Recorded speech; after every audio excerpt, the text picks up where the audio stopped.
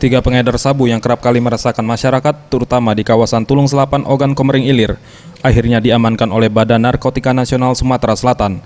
Ketiga pelaku yakni Mamat, Ivan, dan Gandhi diamankan di tempat berbeda. Sebelumnya Ivan dan Gandhi yang berperan sebagai kurir diringkus di daerah Tulung Selapan. Selanjutnya petugas melakukan pengembangan dan menangkap Mamat yang merupakan seorang bandar di kawasan pelabuhan Tanjung Si Api-Api. Dari hasil penyelidikan, Ivan berencana kabur lewat pelabuhan Tanjung Api-Api dengan tujuan Bangka Belitung.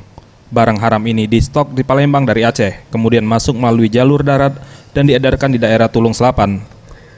Kepala BNN Sumsel, Brigadir Jenderal Polisi John Truman mengatakan, sabu seberat 7 kilo ini didapat dari tangan Ivan yang saat itu direncanakan akan diedarkan ke daerah Tulung Selapan. Dan juga ia menjelaskan bahwa daerah Tulung Selapan merupakan zona merah bagi peredaran narkoba di Sumatera Selatan setelah Palembang. Ini kita dapat dari tangan Ipin dan Gede ketika mengendarai kendaraan Avanza itu. Akan dikirim ke Palembang? Ke Tulung Selapan, akan diedarkan di sana dan dari sana lah dia mungkin membagikan kemana-mana karena memang daerah Tulung Selapan itu adalah zona merah bagi kita. Ini dari mana Bang? Ya? Asalnya dari mana? Ini kita duga kuat adalah buatan daripada China, tapi kalau pabriknya ini kita duga besar dari Myanmar.